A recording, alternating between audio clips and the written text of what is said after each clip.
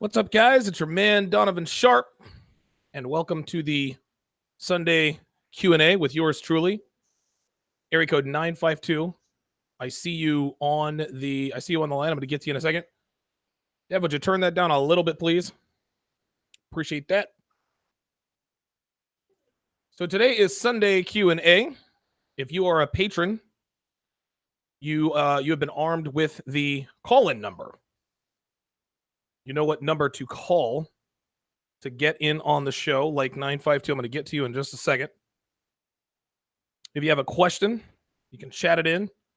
I would certainly appreciate a super chat.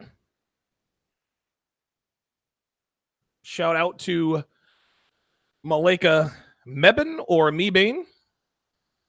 Mike Shinnery's in the house. Ryan Smith checking in from Houston. Good to see people from around the world. I'm actually going to start making more of a habit of the location check-in. I think it's important for other people, other viewers to see that others are. There we go. A lot of guys want to know, hey, listen, I'd like to start a Red Pill community. We'd like to do a Red Pill meetup. Well, a lot of times, we got guys who are Red Pill aware. You never know. They could be right next door. They could be right down the road. Give me just a second. I'm going to go and adjust my fan. Hold on. 952, sit tight. I'm going to come to you here in a second.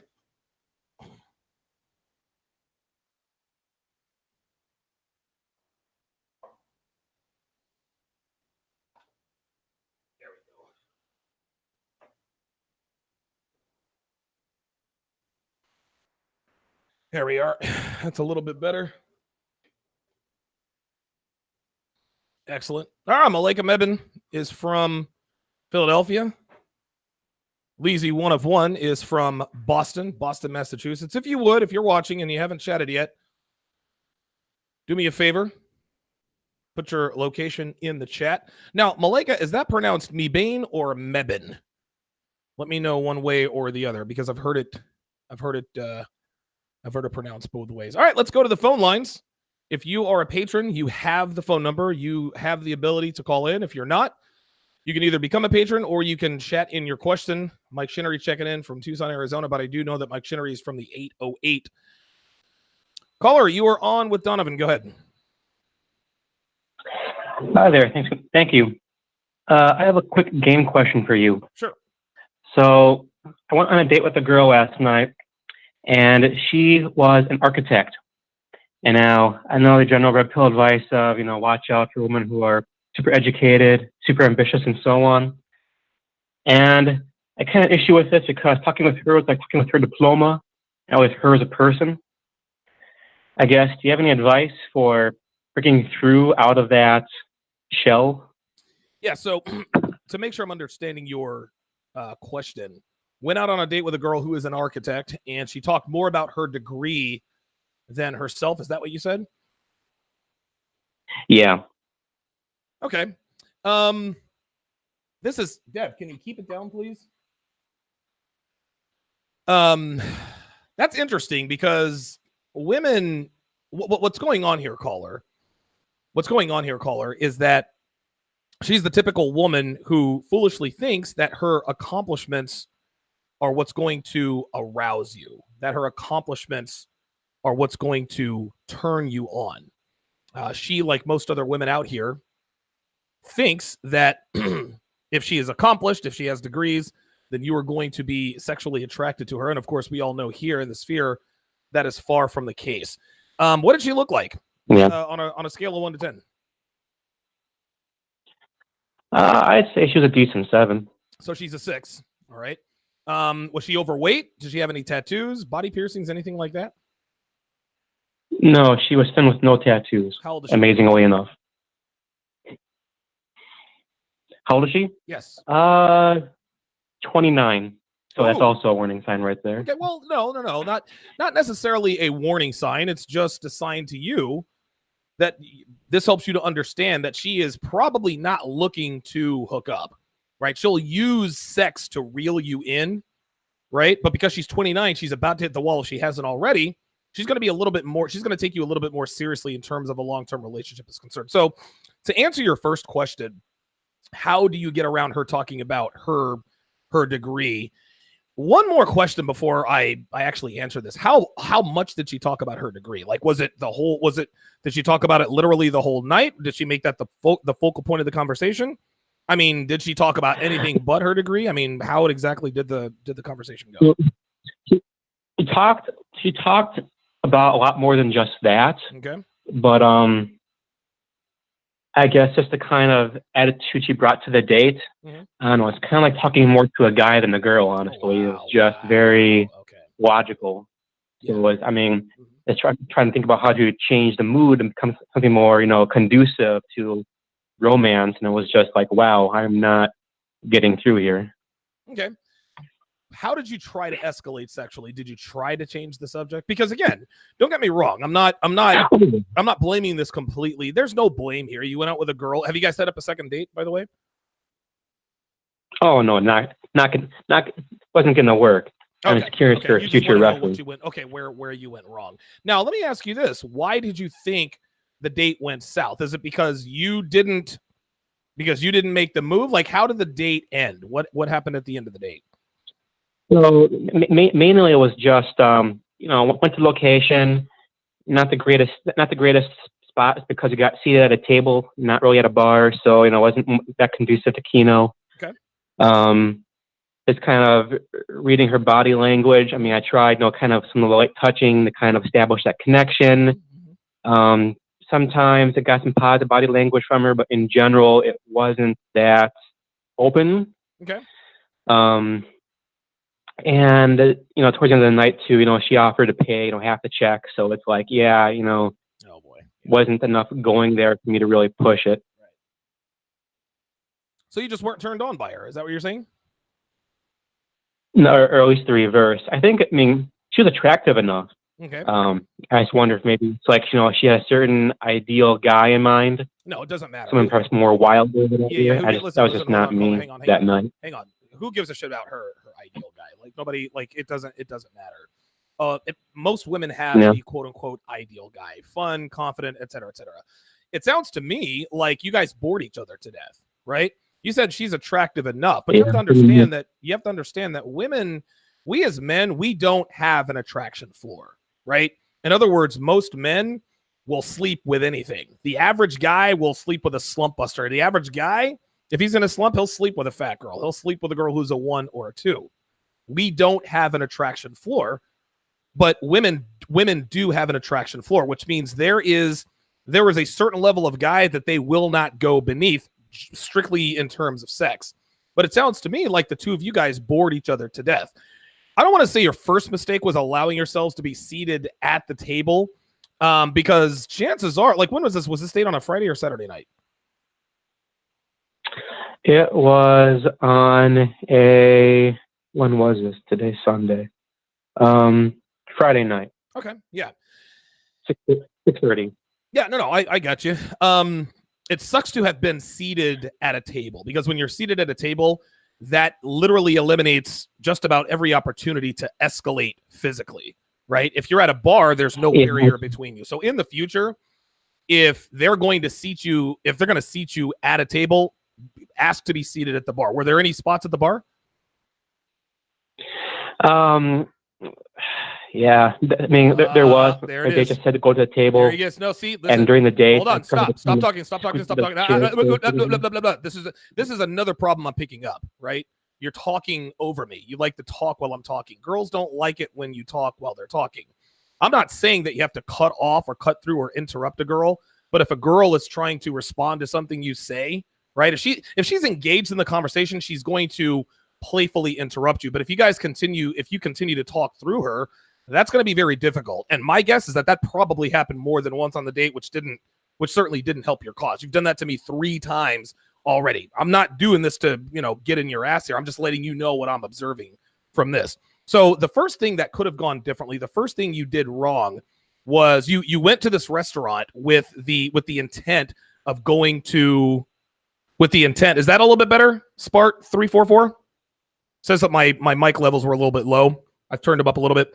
The first thing that you should have done is, if your intent was to go to the bar and not sit at a table, when the hostess grabs you and says, "Hey, I'm going to bring you to a table," right off the bat, no, we're going to go seat at the bar. Right then and there, okay, when you allowed the hostess to dictate where you sat, you lost points there. Not to say that the girl would, not to say that your date thought, this is a turnoff, this is a deal breaker, but she saw that you don't have control of your own element. There were clearly spots at the bar, but you allowed yourself to be taken to the bar by the hostess. That's the first thing. Number two, when you walk into a restaurant, you can go straight to the bar. You don't have to wait for anybody to tell you, "Hey, would you like a spot at the bar?" Here's something else. Even if every spot at the bar was completely taken up, even if every spot at the bar was completely filled up, you can still go to the bar, grab a drink, and stand behind people that are sitting at the bar, stand and talk to your girl, right? So in the future, and I tell guys this all the time. One huge mistake that I consistently made when taking girls out on a first date was taking them to a sit-down restaurant. Because just like you said, what ended up happening, it was just an interview conversation. You didn't get to escalate. And again, playful conversation is so much better. It's so much more playful when you can actually touch each other, when you can actually sort of get a feel for each other. It doesn't sound to me like this girl was, it sounds to me like she was boring, right? But again, as guys, we don't care if she's boring, as long as if she's attractive enough, we want to sleep with her. But girls, we don't have an attraction floor. Girls have an attraction floor. To her, you were boring. You did not excite her. That's not to say that you're exciting, but you allowed yourself to be put in a position that eliminated the opportunity to escalate physically and build the excitement. And that's probably where the date went wrong. So in the future, if you're going out on a date with a girl and you plan to go to a bar and you see that the hostess is about to seat you at the table, just stop the hostess and no, we're going to go sit at the bar. Or don't even wait for the hostess. You walk in, "Welcome to so-and-so restaurant. How many do you have?" "Yeah, it's 2. We're going to go to the bar," right? You grab your girl by the hand and you lead her to the bar. Right off the bat, she sees that you are taking control of your environment.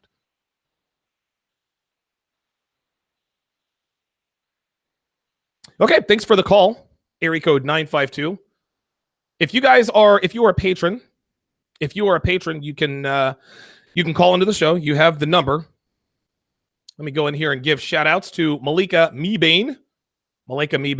Corrected the spelling. Kevin Ibanez out of DC. Good to see you in here. Shane Powell says, "What's the number?" Patreon.com/Donovan Sharpe. And you will find it. Nolan Baptiste is in the house. Young Mob is in the house. He thinks something's funny. Rihanna says, "What's the number, bro?" Guys, again, I'll say it. I said it at the top of the broadcast. I'll say it again. If you want to call into the show, you have to be a patron. I've only posted the number on Patreon. And listen, I would love to take phone calls from the general public, but I've learned the hard way that that's not a good idea. I get a lot of trolls, and you guys know, those of you guys who have followed me and watched me over the years, I have severe ADD and I have a temper problem. So all it takes is one person to come on and start, doing whatever. I get all off track, and then I spend 15 minutes talking about something other than what you guys want me to talk about. So I have to shrink the potential call-in audience to my patrons only. My apologies to the general public, but this is how it has to be. GW2 is a truck driver heading to Georgia. Good to see you in here. Freelance Ronin, the original TSR OG, is in the house. Good to see you in here. Uasama Abdu, I'm just going to call you OA, Abdu, says, quote, "Man, sounds like the vast majority of women in the DC area, all they do is talk about their educational attainment. Yeah, listen, I've said it before in a previous podcast. Just because a woman is educated doesn't mean she's intelligent. Okay, so she's an architect. All right, BFD, right? I don't care. Women have to understand that we as men, we do not care what your accomplishments are. We don't care how smart you are. We don't care about your accomplishments, right? We do not care. They're an added bonus if we are sexually attracted to you. But if you are not sexually attractive from the start, we're not going to find out what an awesome personality you have. We're not going to find out that you make a mean calzone. We're never going to find out that you know how to make a souffle. We're never going to find out that you have a very giving, very generous personality, because we are not sexually interested in you. A lot of times you find women in one of two categories. They either, when they talk about their educational accomplishments, ad nauseum, it's either A, because they know they're not attractive and they think they can hang their hat on that, and B, they think that's what men find sexually arousing. No, men do not find architects sexually arousing unless said architect is indeed sexually arousing. It just doesn't work that way. And nothing is more boring than a woman droning on and on and on about her fake certificate of participation in education, otherwise known as the 4-year degree. Most 4-year degrees are held by women. This should serve as no surprise because the 4-year degree is very easy to get. If you want to impress me with your education, get a post-secondary educational degree. Become a doctor, become a lawyer. And oh, by the way, most doctors and lawyers are men.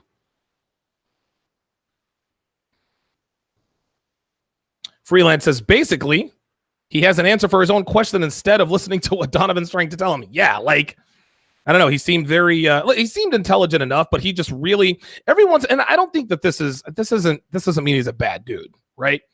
It's just that you find that a lot of people, or not a lot of people, but there are some people who will talk through you, right?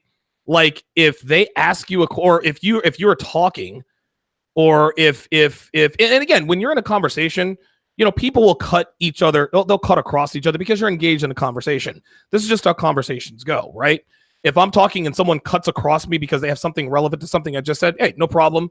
I'll back up, let them finish, and then continue. Then we'll interrupt each other back and forth. But then you have some people who, if you cut across them, they just continue to talk through you. Dude, I see it on TV. I see it in my everyday life. I see it all the time.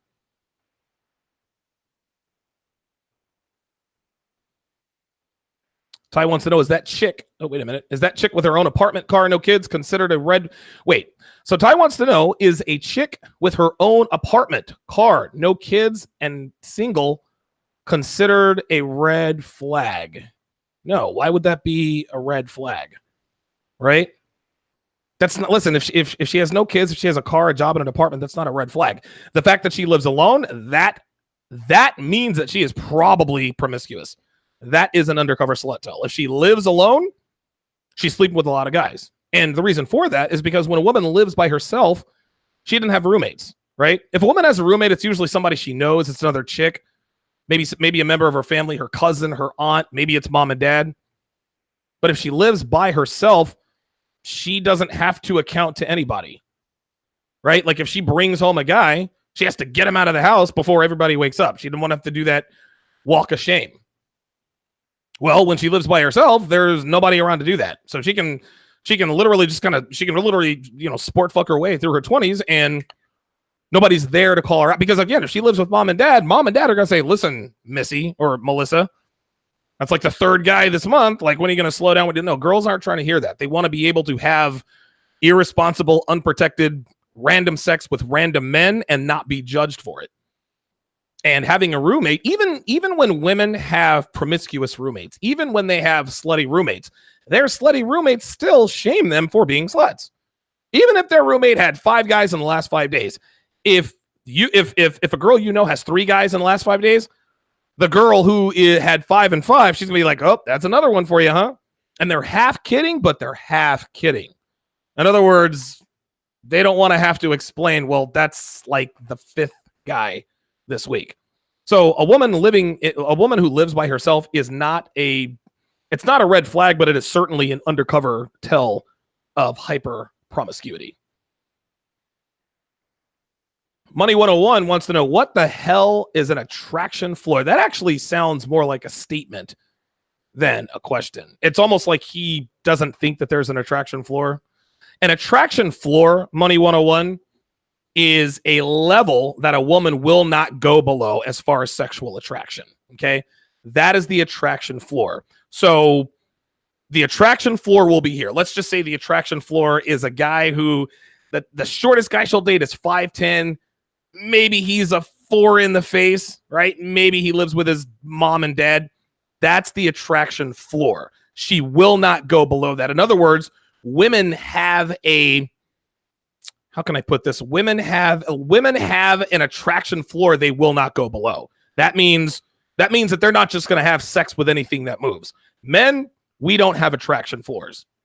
Okay, there are a lot of men, and see, again, a lot of men who are attractive have slept with highly unattractive women. Like I said, it could be a slump buster. It could be because he, maybe it could be for whatever reason. If guys are horny, they gotta listen. Maybe she was the one that was left the last call at the bar. It could be anything, but guys generally don't have. God, attraction floor is the best way I can put it. If you can't understand that, I don't really know what else to tell you. Guys, we have an attraction floor. Girls have an attraction floor. There is just a certain type of guy they absolutely will not sleep with no matter what. Guys, behind closed doors will bang pretty much anything. That is the lack of an attraction floor. Spart 344 says no one is there to shame for banging 5 different guys during the week. Absolutely. Oh, Ty says he wants the Donovan special to reply. Oh boy. So you're an attention seeker. All right. Guys, listen, for those of you guys watching me for the very first time, I'm kind of an ornery, prickly guy. I'm a shoot first, ask questions later type of guy. I always look at things from a very cynical point of view. So even if you're joking, I tend to take things that are joking a little more seriously than they should. Listen, this is a personality flaw I have. This is just how it is. That is how this is. All right. Greener Grass says a woman with an education is cool, but I'm interested in their banging headboard skills. Yeah, exactly. Listen, I'm all for women being quote unquote educated. You got to be sexually attractive too. That's just how it is. Good stuff. Yeah, Simon Benson said it best. It is a self-enforced limit. See, sometimes, listen, this is why I have a podcast, because I'm not very good at putting things succinctly. It takes me a long time to explain very simple, very, very simple concepts. Area code 216, I saw that you were in the queue. Guys, got to be patient with me. If you call in and you're on hold for 30 seconds and I don't see that you're there, be patient. I'll look over and I'll see, and I'll get you on the line. So 216, dial back in. I'll get you on the line. Mr. Nobody says, does he answer questions in the chat? Yes, he does. All right, 216, I'm going to get to you in about 15 minutes. No, I'm totally kidding. Just give me a second. Just give me a second. Braden H is in the house. Good to see you. Ty says, I was saying I wanted Donovan to reply, not everyone else, even though they said that's what I meant by Donovan. Oh God, you're the guy who thinks out loud in the chat. That's fine. Listen, we welcome guys like you. Just be prepared. Be prepared. Braden H says, a woman last night, 216, I'm going to get to you in a second, says a woman last night gave me all the choosing signals in a book. But when I approached her, she wanted, cliffhanger. He's not going to tell us. While we're waiting for Braden H to give us the exciting conclusion to his pickup story, let's go to area code 216. You are on live with Donovan. Go ahead. Hey, Donovan. What's up, man? What's up, brother? How you doing, man? I'm doing good, bro. Just subscribed to your channel a couple weeks ago. You say a lot of good stuff, man. Really got me, Appreciate it. Looking at things in a different light. But got a question for you, though, bro. Let's do it, man. I just moved to Las Vegas. Moved to Las Vegas. All right. And I'm from Cleveland, Ohio. Wow. Living out here, completely different from what Another I'm used world, to, bro. brother. Yes, sir. They're completely different. They're a different species, damn near. Yes, sir. Asking you for money, trying to get by on their looks. Yep. They got like this crazy self-entitlement, and I'm just sitting up here like, saying like, what the fuck am I supposed to do? Right. Pretty much. And I've been listening to some of your videos and been trying to take some of your advice, but I just kind of want to know how you maneuver, dating these women out here. Yeah, absolutely. Let me ask you this first very important question. What are the circumstances under which you are meeting these women? Shoot, man, just meeting them out. You know what I'm saying? Like I met a girl at LVAC not too long ago. Okay. Bad too. Okay. Hella fine. I mean, we was out. Took on a first date. Took her to Born and Raised. Okay. Nothing crazy. Yep. Took her for a few drinks. Had a good time, and then I think like the next time she hit me up, she sent me like a link to a page to buy her like a freaking Gucci bag. Right. I just looked and I was shocked, bro. To be completely honest with you, I was shocked. Okay, well, listen, I'm going to try to put you up on game here. I'm going to ask you one more time. What were the circumstances under which you met? Did you meet her out in the street? Did you meet her on a dating app? Did you meet her in front of a casino? Did you meet her in a casino? Met her. I met her at the gym. Okay. All right. And how did you and hold on, how, like, on a scale of 1 to 10? Now, again, this is Las Vegas, right? So a Cleveland 10 is not a Las Vegas 10. A Cleveland 10 is probably a Vegas 4, if you understand what I'm saying. So on a scale of 1 to 10, what is yeah. I know what you're saying. Oh, a scale of 1 to 10. Oh, she was a 10. Okay, she was a hard 10. So who approached you? Did she approach you or did you approach her? I approached her. She kept, just kept giving me, signals pretty much. Okay. Just kept giving me signals to approach. Saying like she wasn't wearing headphones. She kept, kind of like, being around me. She was exercising. And the mirror just kept staring at me. So, I went to go say something. When she went to get, she would go refill her water bottle. Okay, excellent. So, okay, very good. So what happened during that interaction? And listen, I think I know what happened here, but I want to make sure that I give you the right diagnosis. So you see her walking up. You see her. She's giving you the IOIs, the indicators of interest. She's a hard 10. She's looking you up and down. You're at the gym. You're lifting weights. She likes what she sees, or so you think.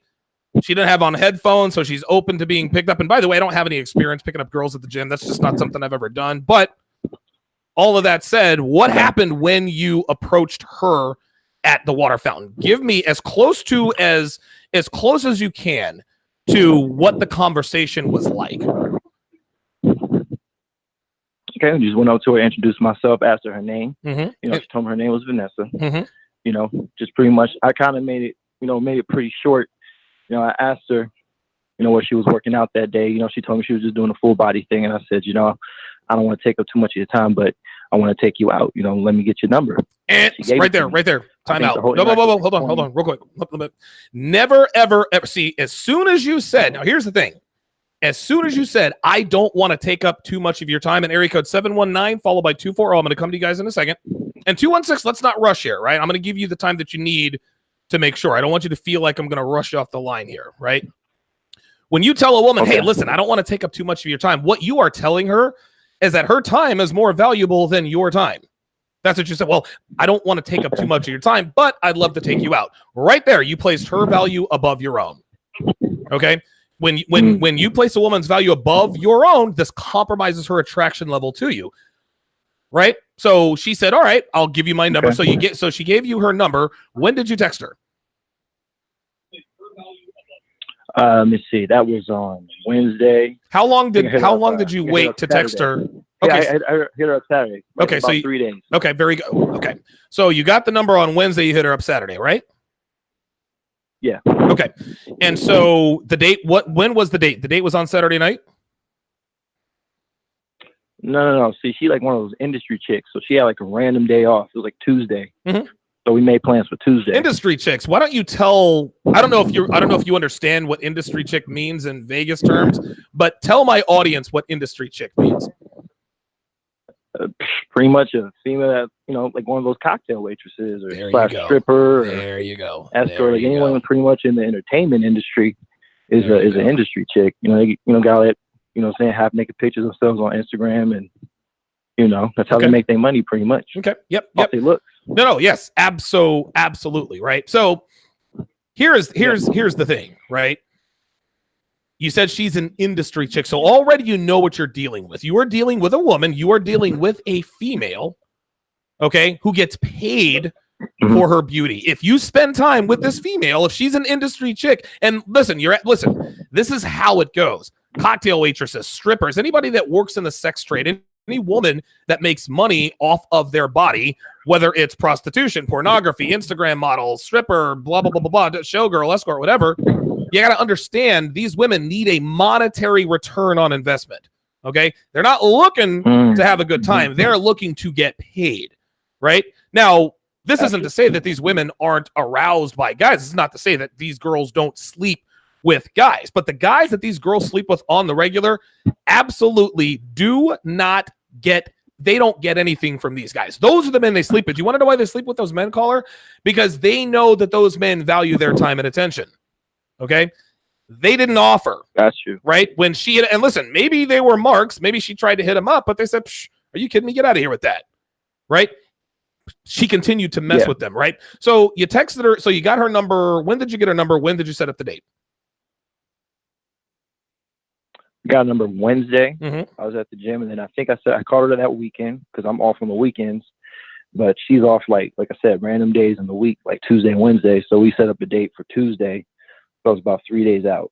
Okay. What happened on the date? Shoot. And just had a conversation. Okay. Pretty much. Like I had to work.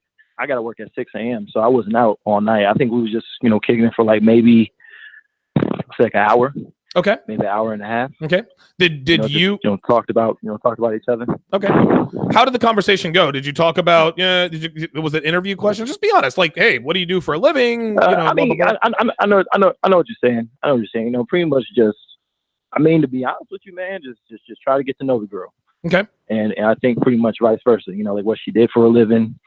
What I'm saying? Like I'm still pretty new out here, so I don't really know all the clubs. Sure. I don't really know the differences between day clubs and nightclubs and stuff like that. Sure. I mean, where I'm from, people over the age of 21, they ain't cocktail waitresses. Right.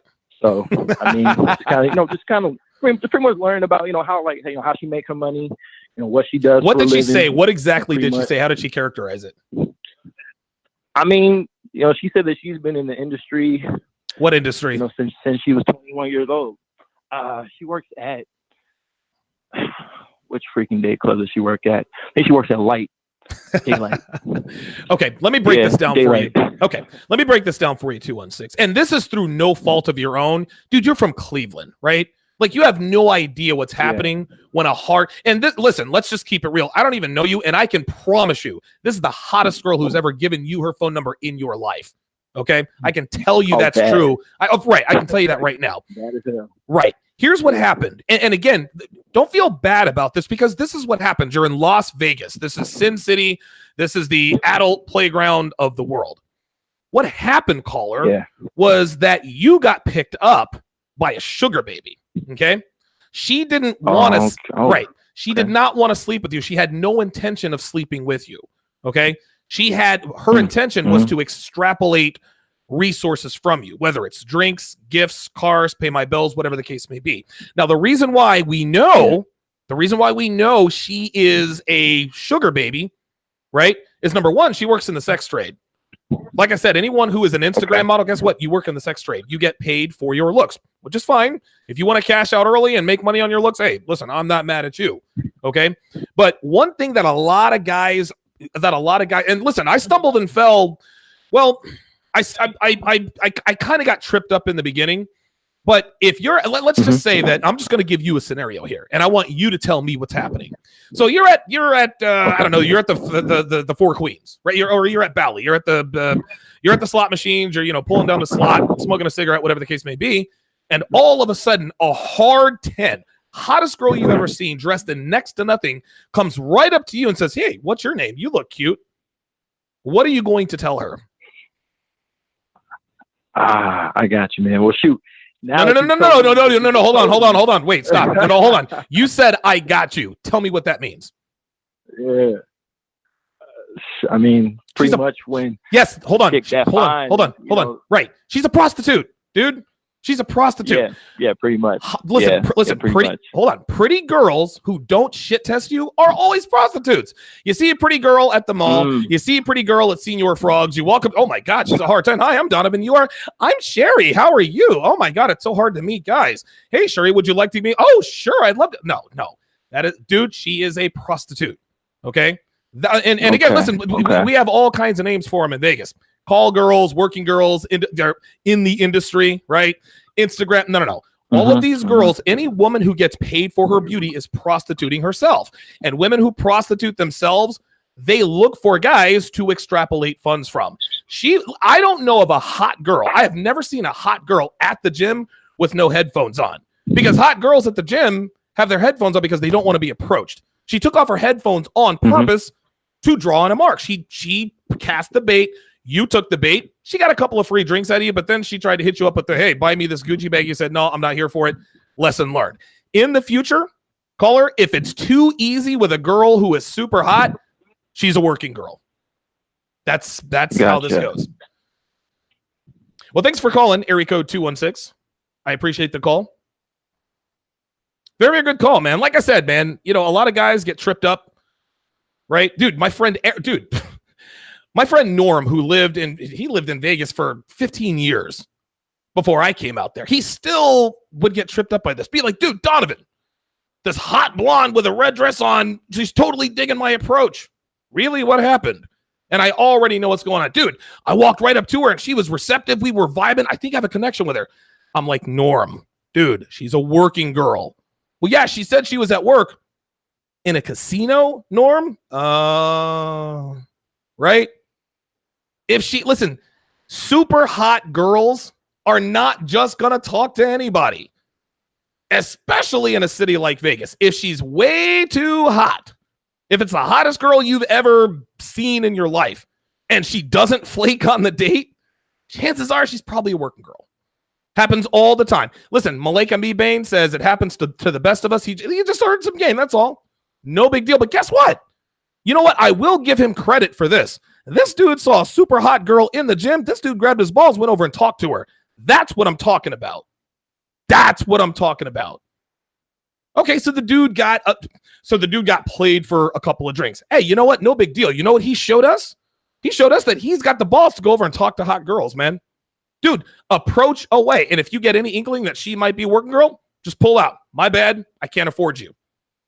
That's what you say. So if the super hot girl comes up to you, hey, I'm Sherry. What's your name? My name is Broke. Beat it. That's what you tell them. Excellent call. Okay. Let us go to area code 719. You are on live with the Don. What's up, Donovan? What's up, brother? How you doing, man? Doing good, man. How you doing? Doing good, man. Just got back from Atlantic City. I'm actually headed down to the Florida Keys next week for a double vacation. So what's up, man? Oh, that's very nice, man. Well, I'll get straight to the point, dude. Basically, dude, I've just been out of the game for a long time and just looking to see if you got any suggestions on jumping back in. Okay, cool. Very good. Now, how old are you and why are you out of the game? What happened? Divorce, breakup? I'm 31. I had just a bunch of life shit happen all at once. I quit my job, switched careers, broke up with my girl, death of the family. And so I tried to date a girl once, and about a weekend, she turned out to be absolutely crazy. And she kind of just turned me off for a while. So I figured, I needed to figure out better ways to screen chicks. And as a result, man, I've just been kind of doing my thing, grinding away and, working on myself, but just been out of the game for, probably like a year, 2 years. Okay. So I feel like a fish out of water. No, I'm with you, man. We've certainly all been there. How old was the crazy girl, and how did you meet her? Did you meet her on the street? Did you meet her on the laundromat, coffee shop, dating app? I met her on a dating app. Okay, which is like my first mistake. No. Listen. And, well, hold on. She's like 28. Hold on.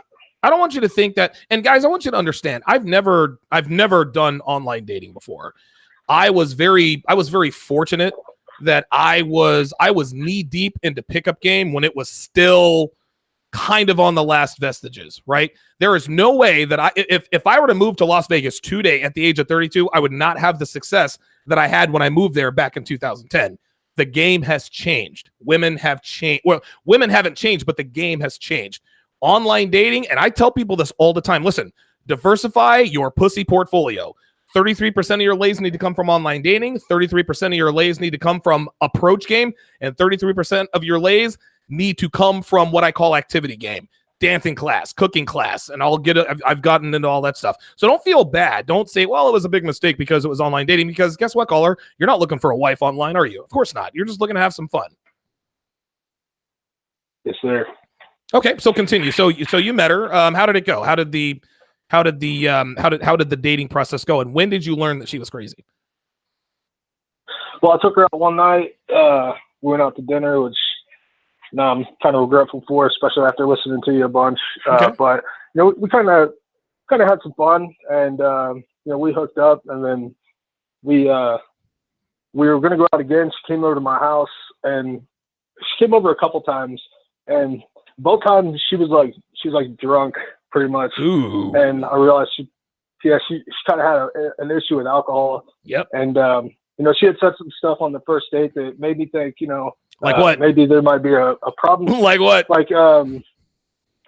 Well, my sister is married to a black guy, and she made some racist comments. They weren't like really bad, but yeah, sure. I wanted to be like, hey, you know, like, do you have like a problem? I don't want to, like, you know, if things go well and like someday you meet my family, I don't want you to like have, you know, problems. No, I get it. She flipped out and went on like a vulgar tirade, and I was like, all right, you just need to leave my house now. And I just cut her off then, never talked to her again. Okay. All right. Well, I've had sex with white girls who were racist against black people. Like I have.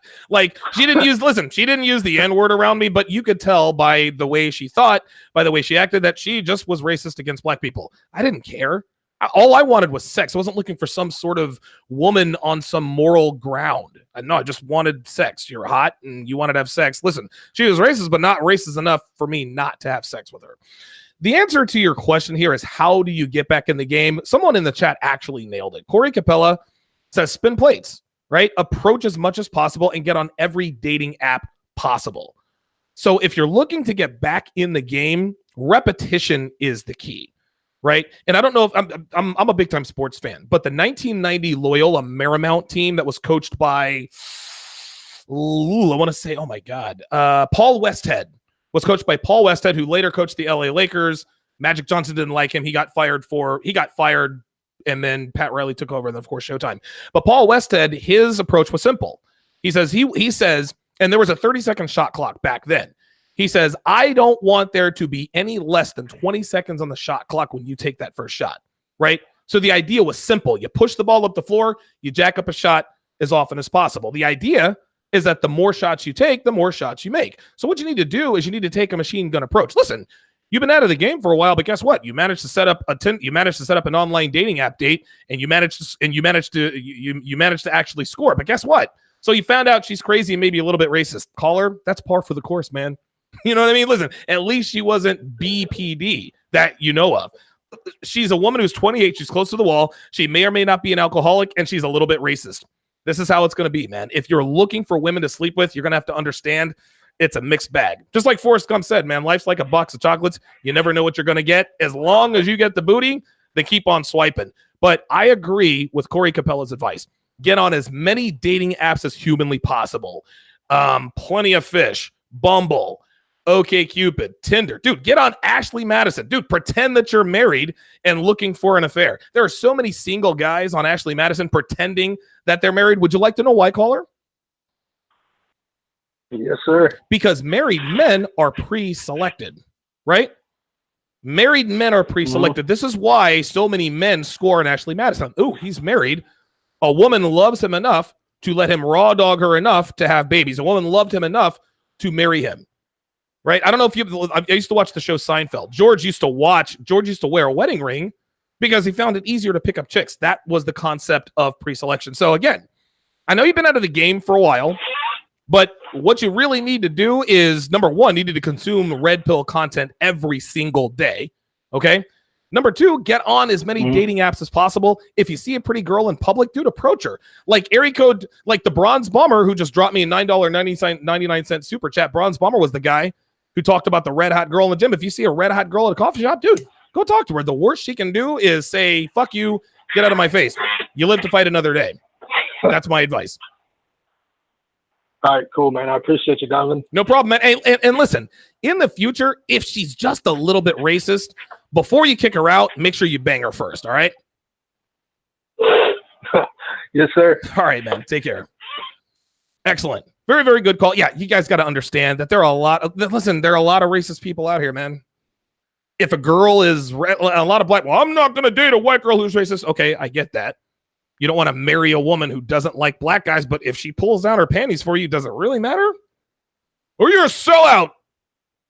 What am I selling? I'm not selling my soul. I'm just giving her the D.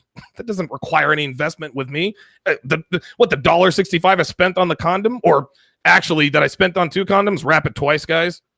That's how it goes. Ken Dog, big thanks goes out to you with the $10 super chat. Appreciate that. Jordan Mitchell wants to know what the call-in number is. You must be a patron to have that call-in number. Go back up here. Area code 2. That's Ray and PG, who's on the line. I'm going to get to you in just a second, Ray. Been a while since we've talked. Curtis Freeman says if the first caller is he trying to smash or get married. Yeah, listen, man.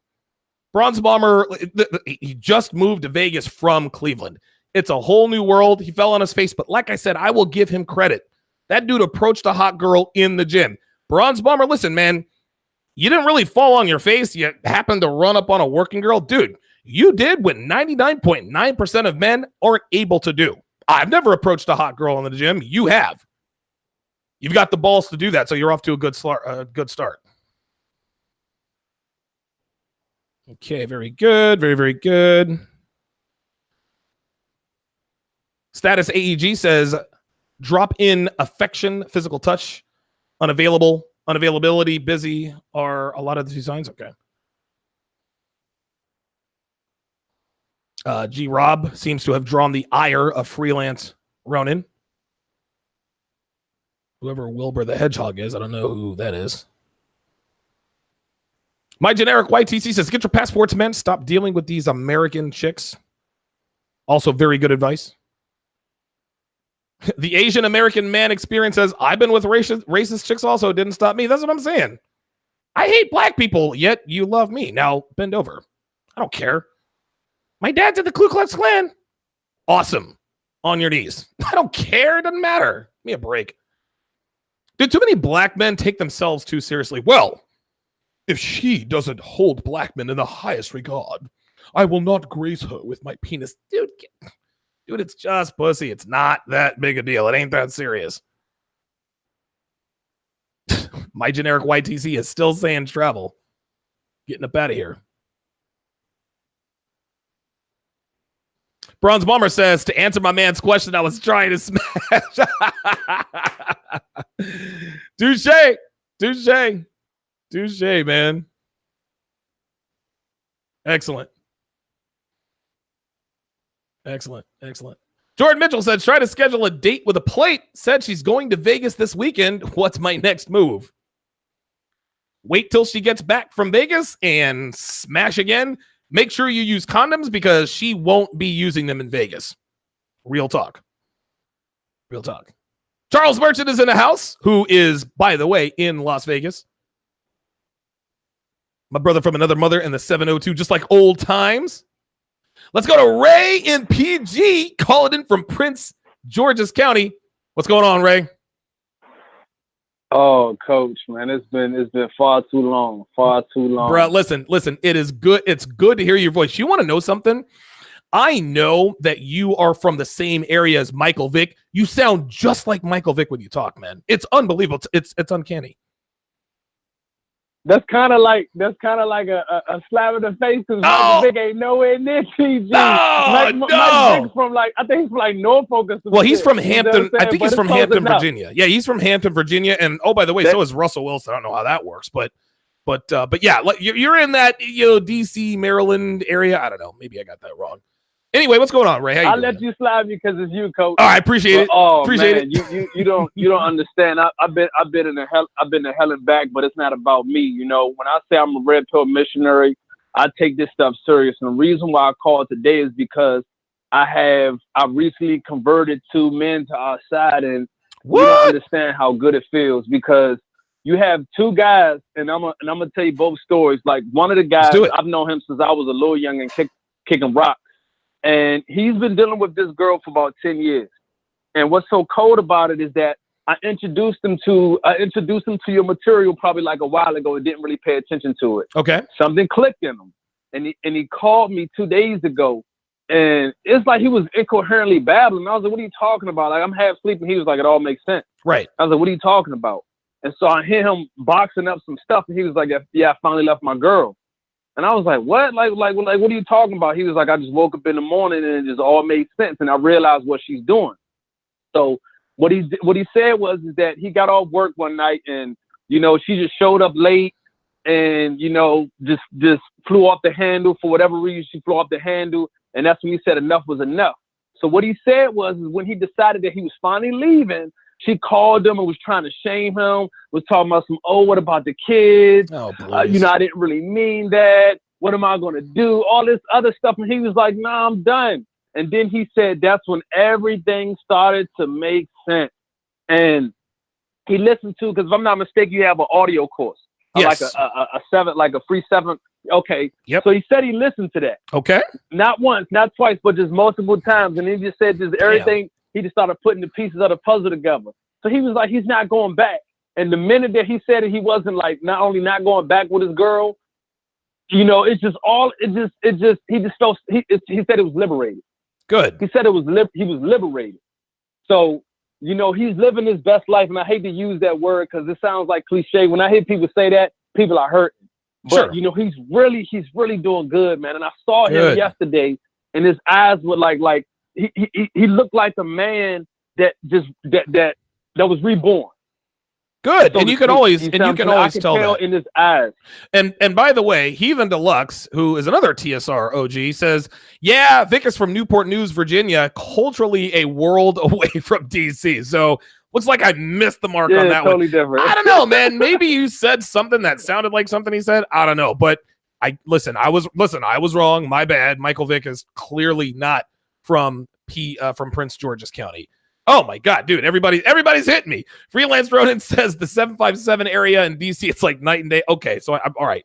Swing and a miss. Swing and a miss. Different. My totally bad. Different. My bad. But so man, so if you see a guy named Mike or his name is gonna be something weird because like he just couldn't stop singing your praises. I was like, man, from the minute I heard this man, I started following his teachings and doing everything he was saying to a T. My life changed for the better. Good. And it's not about, because a lot of guys at my job, it's kind of like twofold. Either you got the guys who are following the path and doing what they had to do for them, or you got the guys who are misogynistic, on some He-Man woman haters type shit. Right. And this is what I don't like.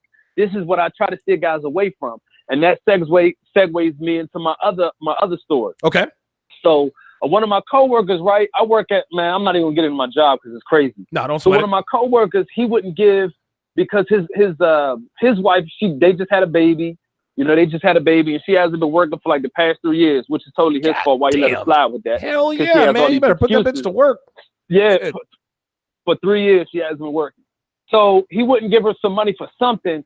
She had the nerve to come up to the job and embarrass this man. Calling him all types. She just made a scene because he wouldn't give her the money, because he wouldn't give her some money. I'm talking about embarrass this man in front of everybody, the customers, their children, his boss, all of these people. It's just so crazy. And hold on. Did he give her the money?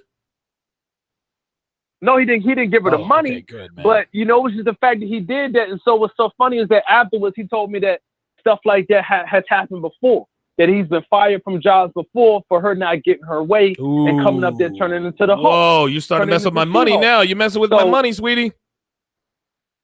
So I told him, I was like, bro, she doesn't respect you.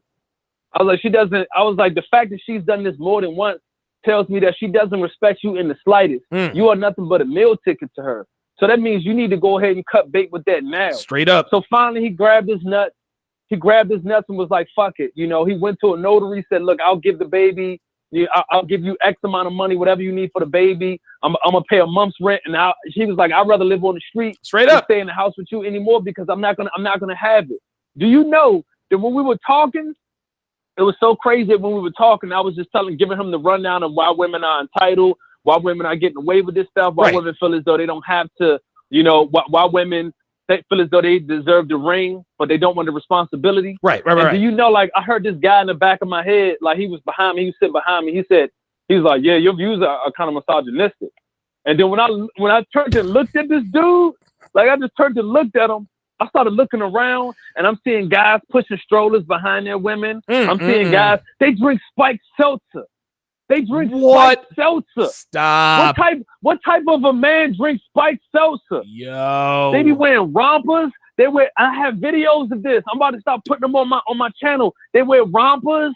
They have the baby rap walking around with the babies while the woman is in front of them. This is the world we live in. Yo, this is the world we live crazy, in. man. That is you got dudes drinking Spice Seltzer and wearing rompers. They drink spiked seltzer. Oh my God, man. I'm lying, I'm flying. Because at first I was like, what the fuck is this White Claw shit? Because it's a brand called White Claw. Oh yeah, I'm well aware of the White Claw. Listen, Devin drinks White Claw because Devin is a female, right? And then a drink for dudes, man. These little seltzers, no. That's not what men drink. We drink beer. We drink liquor. And so I'm sitting there looking like, what the fuck? So I asked the dude one day, and I was like, what the fuck is this White Claw shit? He was like, oh, man, it's spiked seltzer, bro. I was like, that's like that Mike Hard lemonade? Spiked seltzer, bro. You got to try it. Drink that with her period. Oh, Jesus Christ, man. Like, come on, man. And you know, like I said, it's a combination. It's the spiked seltzer. Why is a grown man wearing a romper? Why does a grown man have a baby wrap? A baby wrap. Not just one man, not just two men, not God. just and one. And like I said, I have videos because just because people don't believe me, I'll be taping it. So I'm taping this one guy. He was like, "Oh yeah, well my girl gets tired, so sometimes we switch. Sometimes I just want to look out. I'm a family man, so I put it on. It feels great. The baby like. What do I look like wearing a baby wrap? So I'm a family man. That's why I do it. Ha ha ha. Coach, I've said this before a million times. I've been to every single continent except Australia, and I have never seen a man wear a baby wrap except in America. Jesus Christ! I can't believe that shit. We have we have effeminate men for sure. Thanks for the call, Ray and PG. Listen, he said something that is very, very important. And I want to make this clear. Paying child support isn't always a bad thing. And here's what I mean by this. Sometimes it's worth paying child support not to have to live with a woman than to avoid child support and have her living with you. It's more expensive, both monetarily and mentally, to live with a woman like that. Paying child support, in my opinion, to me, that's a reprieve. Like, that's a vacation, right? Like, if you can get a woman to it, listen, get her out of the house. I'll pay 1 month's rent. I'm gonna go sleep on my buddy's couch. Whatever. Do what you got to do. To me, that's worth it. A woman who comes to your job and embarrasses you. And listen, shout out to Ray and PG. He said, listen, this is this guy's problem. This was his fault. If your woman comes to your job and gets out of pocket and clowns you in front of everybody, that's a woman problem, but that's a you problem. Had you trained her properly, had you selected your woman more carefully, then you wouldn't have that problem. Now that's like the guy walking up to the burning house. Well, you shouldn't have left the stove on. Okay, no shit. But let this be a lesson to men. You must be careful who you stick your dick in. Be careful who you have kids with. Holy smokes, man. Wow. Out of pocket. Allen Iverson, I think, was from Hampton, Virginia. Somebody said in the chat. I think I'm good with that. I think I'm all right with that. So I think Allen Iverson is from Hampton, Virginia. I guess I could bring it up on the internet. Trying to concentrate on the chat. Let me give me a second. Oops. Hang on. I guess I should have had that because I should have had that information. There we go. Let's type in Allen. I got to bring this stuff up so I don't sound stupid. Allen Iverson, of course, one of the greatest Sixers of all time. Yes. Hampton, Virginia. I think Russell Wilson is also from Hampton, Virginia. Oh, well, he was born in Cincinnati. I think he grew up in... Anyway, doesn't matter.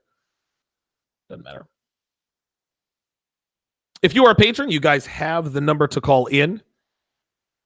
Big shout out to Edward Alexander with the $5 super chat. Says, keep up the good content, brother. Appreciate that. Appreciate that very, very much. I had to time out M. Sway because he was in. Listen, guys, be respectful of the callers, right? Like, guys call into the show because they're looking for answers. And I know there's a temptation to say, oh my God, this guy's an idiot. He should have known. Well, this is why they call the show. They're looking for answers, right? Like Bronze Bomber had no idea that he was being worked over by a working girl. No problem, man. I didn't judge him for that, but he'll know what to look for next time. So let's go easy on the callers. Let's not try to pass judgment on the callers. BK from the Rockies is in the house. Says nice callers, homie is getting his life put back together. BK from the Rockies, I'm going to add you as a moderator. You've been a long-time listener and contributor of mine. I feel like I can trust you. So congratulations to BK from the Rockies, TSR Tower's newest mod. Everybody give him a high five.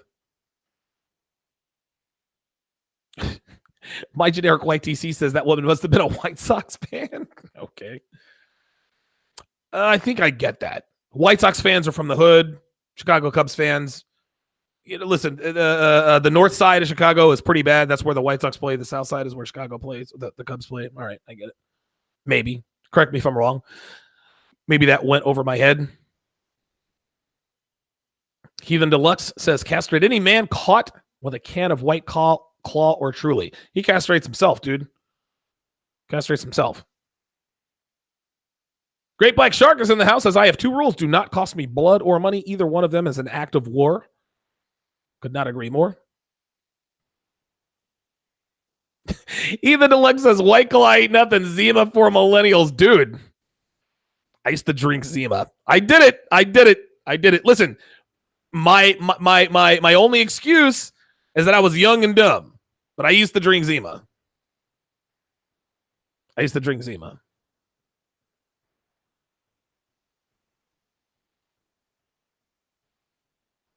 Excellent. Oh, let me scroll back up.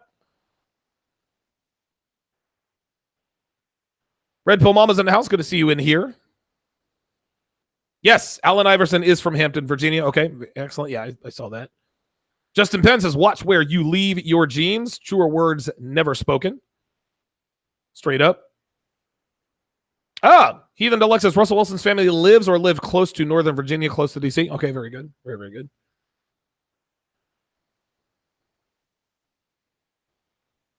Jordan Mitchell says, have I heard of Andy Signor, one of the male Me Too victims who has proven his innocence against false accusations with receipts, but no media coverage? Yeah, this is how this goes. Like, the media will cover the accusation, but if the story doesn't have legs, in other words, if it's clear that the man is not guilty, they're going to stop covering it.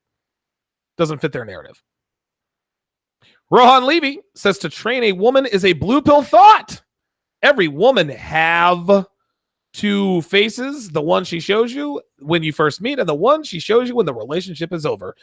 Rohan, first off, it's not every woman have 2 faces. It's every woman has 2 faces. Let's try to hide our ignorance a little bit better. And number 2, to train a woman that's not a blue pill thought, my friend. I don't really know where that's coming from. That's a bad statement. You must train women. Now, a woman has to want to be trained, right? A lot of guys accuse me, Donovan, oh, you're so strict on Devin. You keep her under lock and key. Dude, I do not make Devin do anything she does not want to do. Devin is free to come and go as she pleases. She is free to do whatever it is she wants to do. Now, there are consequences to her actions, and she is aware of what those consequences are. But you must train a woman that your reactions are going to be adverse if she gets out of pocket. That's how you train a woman. You also train a woman's bad behaviors out of them. And by bad behaviors, these are behaviors that are conducive to infidelity. Don't text your ex. Stay away from bars and clubs. Things of that nature. Do not withhold sex from me, et cetera, et cetera. Check in when you get to work. Give me access to your phone, things of that nature. Well, what if she doesn't want to do that, Donovan? Then she doesn't get to be in a long-term relationship with you. Well, that sounds like an ultimatum. No, it's a choice. Like, you can text your ex if you want. You can go to the club if you want to, sweetie. You can dress provocatively at work. You can do whatever it is you want to do. But if you don't do what's required to be in a relationship with me, no big deal. We'll just keep it at sex and keep the relationship part out of it. That is how you train a woman. You train a woman to react to your reactions. If she doesn't want those adverse reactions, she stays in pocket. When it comes to a point to where she doesn't think it's worth it to stay in pocket, then guess what? The relationship has to come to an end. But any man who says that training a woman is a blue pill thought, you, my friend, are a new Red pillar. You found the red pill, and everything to you is red pill, blue pill, blue pill dots, train a woman. I'm going to go easy on you because you're new, but you'll learn. You'll figure it out. I'm not mad at you. Not mad at you.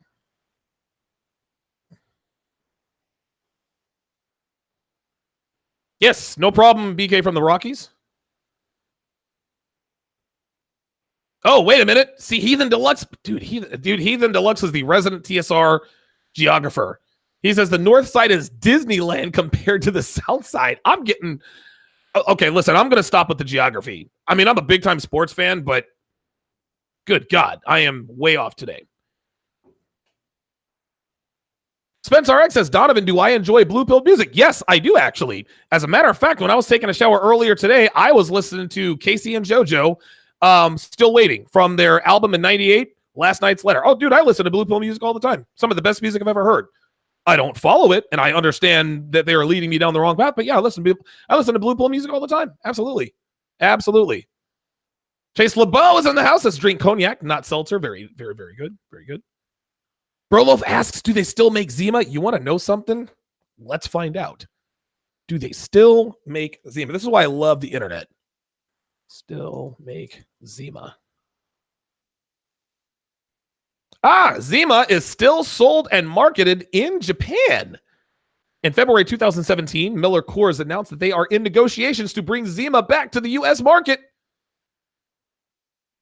It was announced that Zima would have a limited release beginning on July 4th weekend. I'll be damned. So I guess the answer is it did, but it wasn't.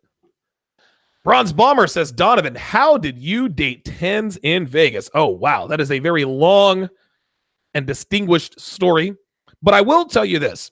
I can't tell you exactly how. That's what 492 episodes are predicated on. But I'll tell you this, Bronze Bomber. The reason I was able to date tens is because I did what you did. When I saw a 10, I grabbed my balls and I went and approached her. So you're on your way, my friend. You're on your way. Devilman Crybaby is in the house. Lorenzo Davis said he used to drink Night Train and Kool-Aid mixed together. Damn, you're a G, homie. Dude, wait, isn't Night Train... Hold up. Isn't Night Train up there with Mad Dog 2020? Night Train...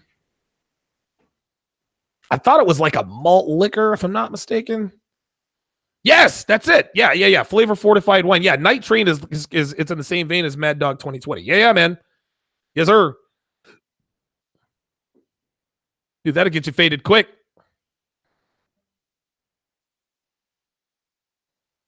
Let's see. Charles Merchant accurately points out too many blue... Oh, wait a minute. He says too many blue-pilled guys... He says too many blue-pilled guys are equipped with feminist vernacular, misogynistic, sexist, etc. I agree. Totally agree. BK from the Rockies agrees with Lorenzo. That's a hood mix if I've ever read one. Dude, that's why you're an OG, homie. I ain't even mad at you. MMA fan 3 is in the house. Good to see you in here, my friend.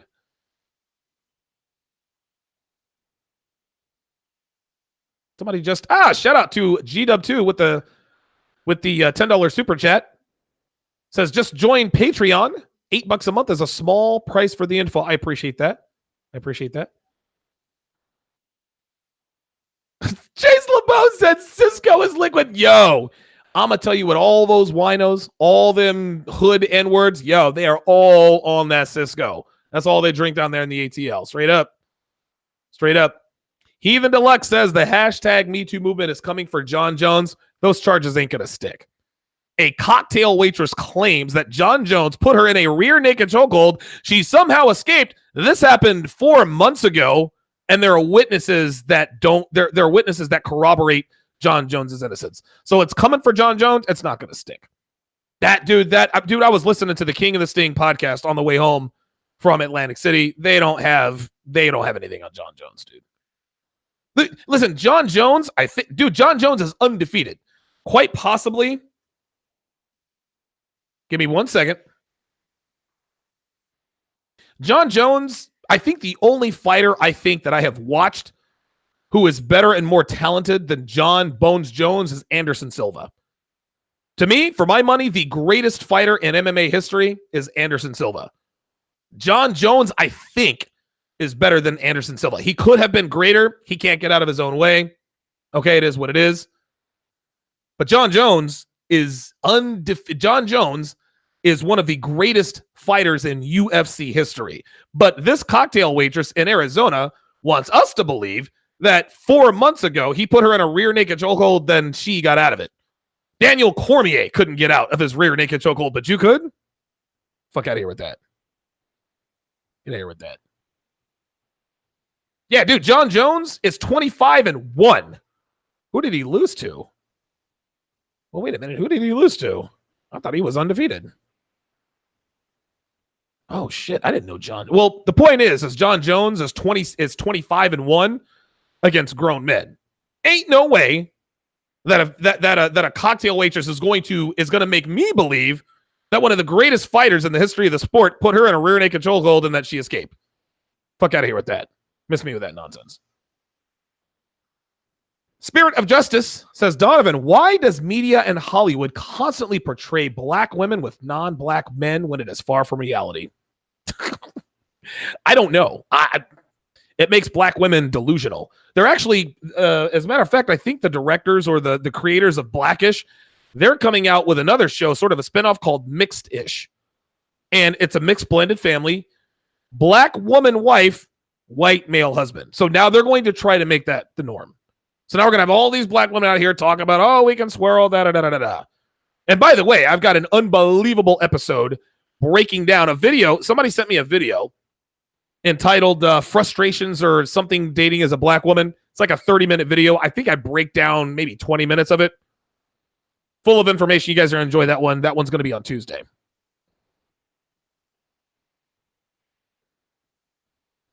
Yeah, but John Jones is not. That's not going to stick.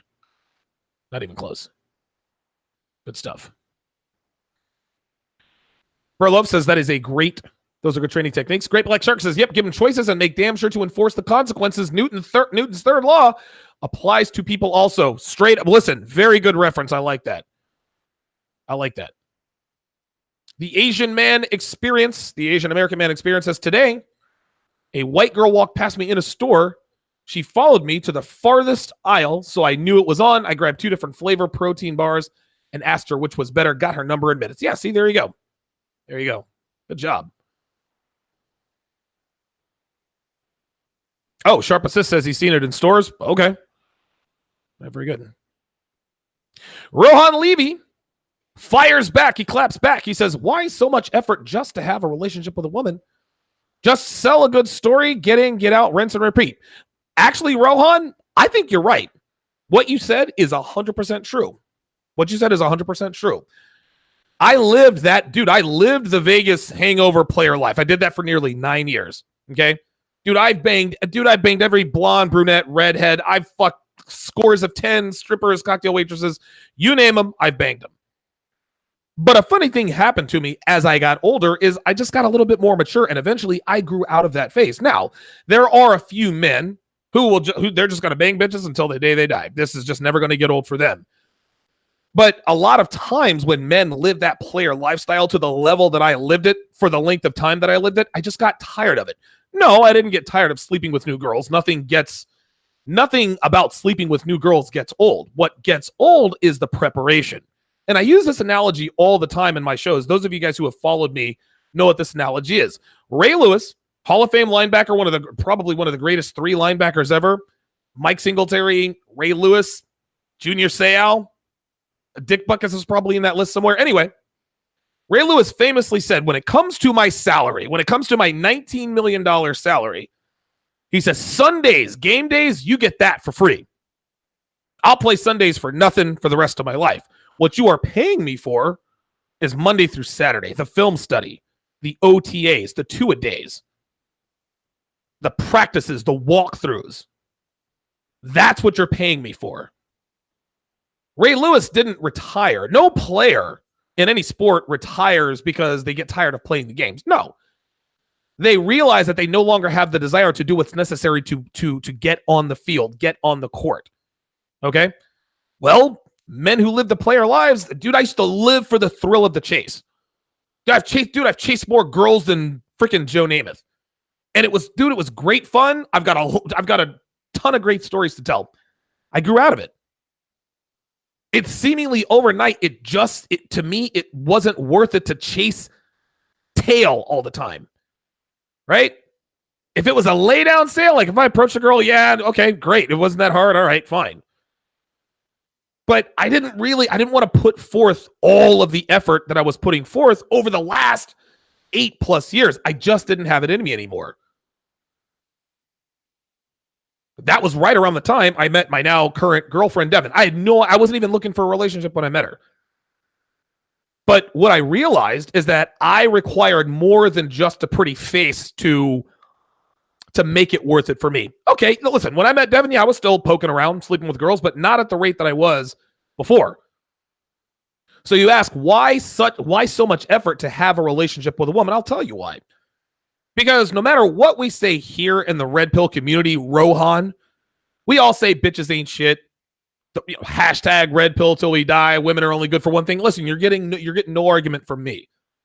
But Rohan, and I know that you know that I know that while women aren't necessary to have a great life, they elevate a man's life. If you pick the right woman, if you train her properly, she makes life better. I live a great life, guys. There's no doubt about it. I lived a great life in Vegas. My life is better with Devin in it. Do I need her to be happy? No, of course not. But my life is much better with her in it. That's why that's why I like my relationship. That's why I put in so much effort for a relationship, because of what I get out of it. I get companionship. I get good meals. I get compliance. I get obedience. Right? We watch movies together. We have fun. We go on dates. I don't have to worry about STD checks every 3 months. I don't have to worry, oh my God, did I wear a condom last night or not? I don't have to worry about some chick knocking on my door with a little guy who may or may not look like me. Oh my God. I don't have to worry about that. I don't have to worry about, God, am I going to get laid tonight? I don't have to worry about, oh my God, do I have to go out and buy another bottle of Aqua di Giorgio or Aqua di Gio? Are my shoes, do my shoes look good? Is my shirt ironed? Don't get me wrong, the player life was great and I loved being in it. But at some point, it just wasn't worth it to me anymore. And I'm at a point in my life, dude, I'm almost 42 years old. I turn 42 next month. I don't have it in me to go out and approach girls like I did. It's just not worth it anymore. For me, at this point in my life, a relationship has far more benefits than just chase and tail. Obviously, you're not there yet because you're thinking, why? Listen, you might not ever get there. But as far as I'm concerned, I just grew out of it. And my life is better in a relationship than chase and tail all night. That's the answer. Heathen Deluxe says Night Train is the original bum wine. He called it degenerate juice. Come on, man. Come on, man. That's oh, you guys are getting into the alcohol talk. That's pretty good. All right.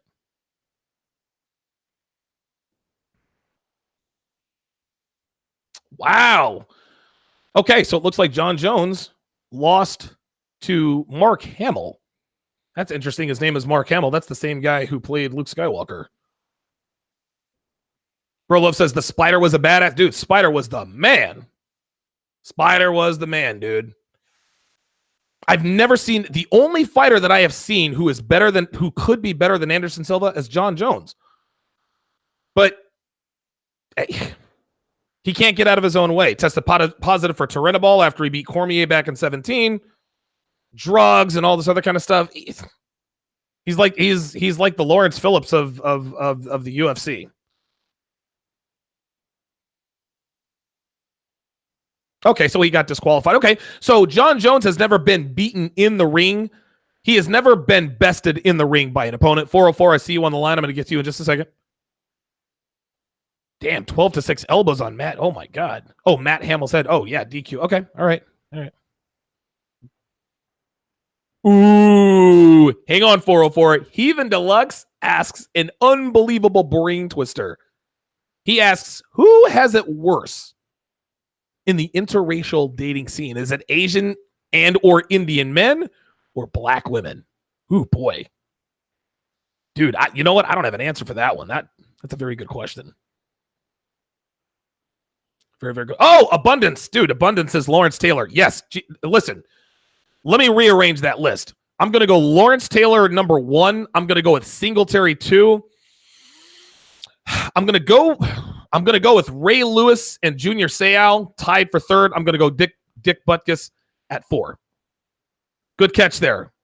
Lawrence Taylor may very well be the greatest football player ever. A lot of people widely regard Jerry Rice as the greatest player ever. I think Lawrence Taylor might be on up there with him.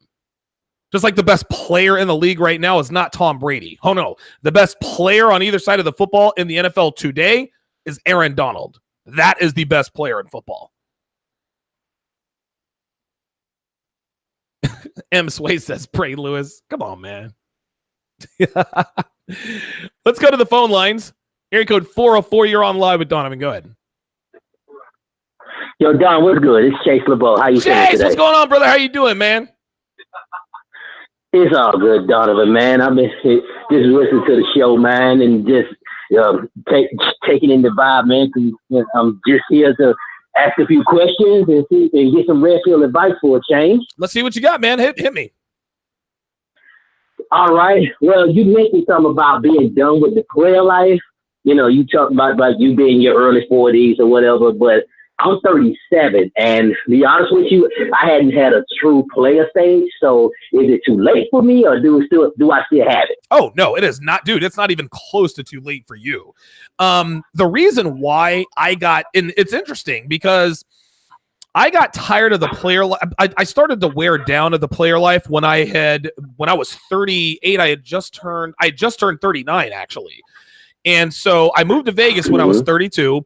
I got in the game and it wasn't full throttle the whole time. I had to take my lumps. I had to get on my P's and Q's, but about 2.5 years after I moved to Vegas, between 34 and 35 years of age, that's when the light bulb went off. And that's when I was running through hose left and right. I did that for a solid 3.5, 4 years. And then I just got tired of the grind. As a 37-year-old, if you can't get tired of something that you've never been through. So if ever there was a good time to do the player life, it is in your late 30s, early 40s. And then maybe you can settle down in your late 40s. So no, it is definitely not too late for you.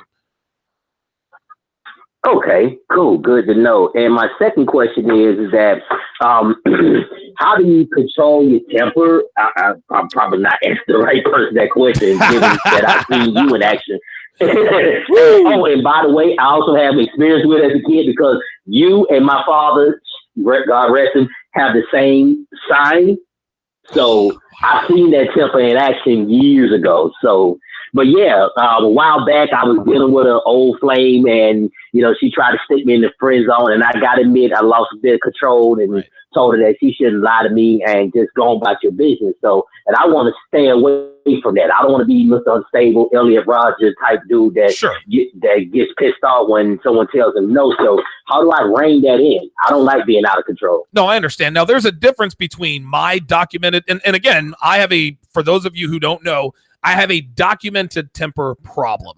I have been diagnosed with IED. This is called intermittent explosive disorder. I also have a condition called cyclothymia. Look it up. They're both anger related. This doesn't mean that I don't have control of my temper. Yeah, cyclothymia. It doesn't mean that I don't have control of my temper, but it's very like the slightest thing set me off. Anyway, the way I control my temper, Chase, is and turn me down to the back because I'm hearing myself in the background. It doesn't mean that I don't have control of my temper, but okay. Yeah, turn me down. There we go. Perfect. The things that I do. Okay, I'm out the way. Okay, good. The way I control my temper is actually the same way how can I put this? The way you change a female's behavior, the way you train bad habits out of a female's behavior is out of sight, out of mind. Okay. And what that means is this means protecting her from herself. What does protecting her from herself means? Well, it means not allowing her to put herself in position in situations that could lead to infidelity. Don't let her go to the club by herself. Don't let her go to a mixer at her friend's house. Don't let her go to a concert with her friends. Don't let her go to happy hour after work. Don't let her go to the company retreat in Vegas over the weekend, right? That's simple Simon. A lot of men say, well, listen, I trust my woman, so I let her do whatever. No, I don't. Dude, listen, do I trust Devin? The answer is I trust Devin to be a woman. Okay. And when given the opportunity, women are going to succumb They're going to succumb to temptation far more often than not. Women are impulsive creatures. The reason why the creator, whoever he or she is, the reason they made women impulsive sexually is because without impulsive decisions by women sexually, then procreation doesn't happen, right? If women were logical about the sexual decisions they make, we'd be extinct, right? So the creator made women impulsive. Oh my God, I must have this man's baby. Ergo, the entire procreation. I know I'm getting deep here, but stay with me. The way I control my temper is the same way that I control my relationship. I don't allow Devin to put herself in situations, and I don't put her in situations that could lead to infidelity. What I do to control my temper, I don't put myself in situations that could lead to a blow up. This is the reason why I do not take phone calls to the general public anymore. This is the reason why I don't look at, for a while, you remember, I couldn't look at the chat because I would get all pissed off. But now I have the super mods in here who get rid of these guys and keep me on track. So what I'm basically doing, Chase, to control my temper is I'm not really doing anything special. I'm just making sure that I never put myself in positions to where I'm going to blow up. Listen, I got in a lot of fights at Vegas, right? The reason I got in fights is because I was at bars and casinos, and I'm a big guy, I'm a big, strong guy, and all this other kind of stuff. You mix in a little bit of blow, and shit happens. That's how that goes. Well, listen, you get tired of getting hit in the face, you get tired of getting arrested, you get tired of busting up your knuckles. So in order to do that, no, you don't go back to the bar. No, you stay away from the bar. If you want to keep yourself away from getting upset with women, then you need to stay away from women who would do you wrong. Now, this is all women, but this is why you have to screen them. Yeah, this is why you have to screen them in the beginning. Got it. Oh, wow. Well, that settled a lot for me, man. I appreciate that. No problem, Chase. Listen, call anytime, man. Listen, I'm telling you what, I'm going to do a TSR Hall of Fame. And the TSR Hall of Fame is going to, and I'm going to put the names up there. These are guys who have been with me from the start. It's a very short list. I can think of a few right off the bat. Freelance Ronin is number 1. Chase LeBeau, you're up there. You guys remember Miami J. No one knows what happened to ETF 42. V for Velian used to be one of the TSR OG. So one of these days, Bob in Sacramento, who has donated $1,800 to the show, I'm going to do a TSR Hall of Fame, and my friend, you are going to be in it. I appreciate you calling, man. I appreciate it. Chase LeBeau is in the house. And by the way, Chase LeBeau was the guy who gave me the idea to call back Carla. Carla, the girl that I rented a house for, she actually called me a couple of years back just out of nowhere. And I didn't call her back, and I was like, dude, like, what is she calling me for? And Chase was like, you should give her a call. And I was like, you know what? I wonder what would happen if I were to call her. So I called her. I put her on the air. We had a conversation. It was unbelievable. It was unbelievable. It was episode 238. Episode 238. That was an unbelievable stream. It's crazy. Somebody had a list of linebackers that I think I might have agreed with. Our Red Pill Mamba says, okay. He says, LT, Lawrence Taylor, Ray Lewis, Derek Thomas are the top 3 greatest. Wow, Derek Thomas was good. Listen, I watched the game that Derek Thomas sacked Dave Craig 7 times. I watched that game. He almost sacked him an 8th time, but because Derek Thomas missed sack number 8, Dave Craig threw the game-winning touchdown. I forget who it was too. But yes, I watched that. I've never seen anything like that. 7 sacks in one game. Derek Thomas was unstoppable. Him and Neil Smith ran roughshod.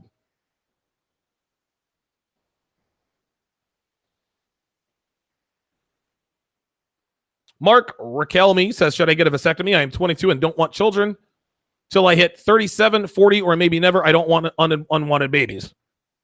Yeah. I mean, if that's something you don't want, then yeah, why not get a vasectomy? Make sure it's reversible. Male birth control, I'm told. Let me look this up. Vassal gel. And that's the messed up part of what's going on in the sexual marketplace.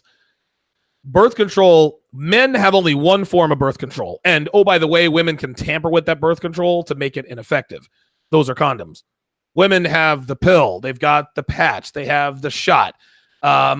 Jesus Christ. They have these little 15 different types of birth control. Men have one, and they're not tamper proof.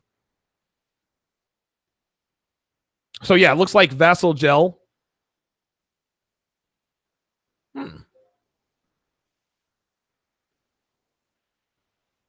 Yeah, Vassal Gel, like I said, is coming out soon. Again, you're only 22, right? So, be careful about making these life-changing decisions. If you know for certain you don't want kids, I don't know that you you don't want kids at 22, but yeah, if you're going to get a vasectomy, make sure it's reversible. 810, I see you on the line. I'm going to get to you in just a second.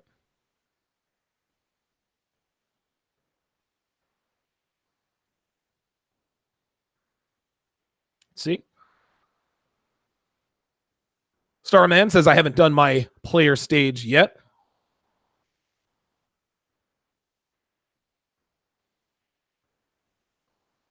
Brolof says, it blew my mind, the possibility of living that kind of life. What do you think about it so far? I guess they're talking about something else. Heathen Deluxe says, I don't remember any calls that were super egregious on the early version episodes of your show.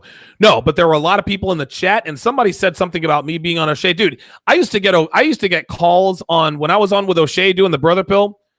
Man, them niggas used to come at me constantly in the chat, on the phone calls. So I was like, yo. And I remember one time I told O'Shea, I was like, look, man, I can't look at the chat no more. Because if I look at the chat, I'm gonna get into it with these people. And that was it.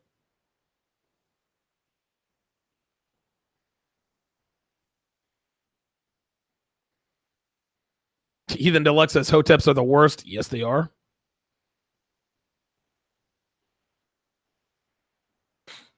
KII says, very important, Donovan, please do a video on the differences between indicators of interest when it comes to one-night stands and long-term relationships. Might not be a bad show.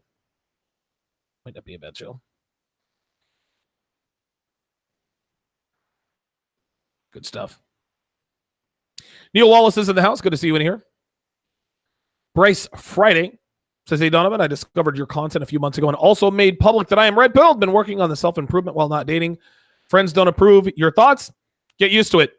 Here's another piece of advice, Bryce Friday. The first, if you've ever seen the movie Fight Club, the first rule of Fight Club is you do not talk about Fight Club. The second rule of Fight Club, you do not talk about Fight Club. Rule number 3 of Fight Club is you do not talk about Fight Club. The red pill is exactly the same way. Do not talk about the red pill. Just don't do it. It's not worth it. Listen, I know when you get red pill awareness, Donovan, my buddy, is about to make the biggest mistake of his life. He's about to marry this banshee. She's going to take him to the cleaners. There's nothing you can do. You can try to do something, but you're going to alienate yourself from your friends. All you can do to help the men around you who are in trouble is just be there for them when they fall. They're going to fall, but be there for them. Here's another way. 90 seconds. Be the example. You guys have 90 seconds to get in on the call. 810, don't fret, because as soon as the 90 seconds is over, you're going to stay on the line. It's not going to cut you off. Be the example. Live that dominant life. Be good with women. Be charming. Be debonair. Have that devil-may-care attitude. Be successful. If you make enough of an impression on your friends, at some point, if they really want that information, they're going to take you and be like, yo, dude, check this out, man. Like, you seem to be doing it better than the rest of us, right? Like, you're good with women. You've got your shit together. You seem to understand women on a level that we don't. How is that? Start them off slow. Listen, I'll tell you, but I want to start this off slow. First thing you need to do, I'm going to give you a copy of The Rational Male. I want you to read that. If you don't have any other questions, cool, we'll leave it at that. If you have questions, we can take it a little bit further. That's how you do that. Do not talk about the Fight Club. Or do not talk about the red pill. Area code 810, you are on Live with Donovan. It appears you are my final caller unless somebody calls in the next 25 seconds. Go ahead. Hey, Donovan, this is Cameron Barton. Cam, what's up, dude? Caller, but I've been following you for a while. Absolutely, yeah. What's up? So I've been having this girl I've been dealing with. 10 seconds. Just so you know. And I've been knowing her about a year or two. Okay. And I've been having a problem because she's been like cock blocking me, basically. Really? So let me take you back a little bit with it. I met her, a couple years back. She started working at my job, and we go to school together. And she seemed pretty cool and chill. And so we was talking. We had some good vibes and whatnot. And I asked her. I was like, "Hey, you want to go to this Christmas party I was going to?" And okay. She was like, it was her freshman year. And she was like, I don't, really know too many people here yet. I'm not sure, blah, blah, blah. And I was like, hey, you with me, you'll be cool. Sure. So she decided to go, and, it worked out a little bit. But, I was thinking at the time that, she was a quote unquote good girl. Of course. So, I was like trying to take it a little bit slow with her. So, I kind of dropped her off, and, I went and hang out with my friends and shit like that. And then a little bit down the line, she found out that I was talking to this other girl too. And this was before my red pill days. Okay. This was before my red pill days. And so she goes, so she questioned me about it. I told her it was true. Well, then come to find out, I found out she ended up fucking another guy that I knew. Uh-oh. And it was almost like trying to get back at me. Right. And I wasn't trying to play those games. So I pretty much just dropped it. Then, I kind of just dropped it then and there. Well, afterwards, she kind of came back and was trying to apologize to me, still trying to, hit me up, always trying to call me, always trying to talk to me, blah, blah, blah. And, I just we worked, and don't forget, we worked together too. Right, right. It was never a problem at work, but she went and started dating one of my friends. Oh, and my friend, he's super blue pill, and he's he's about 20.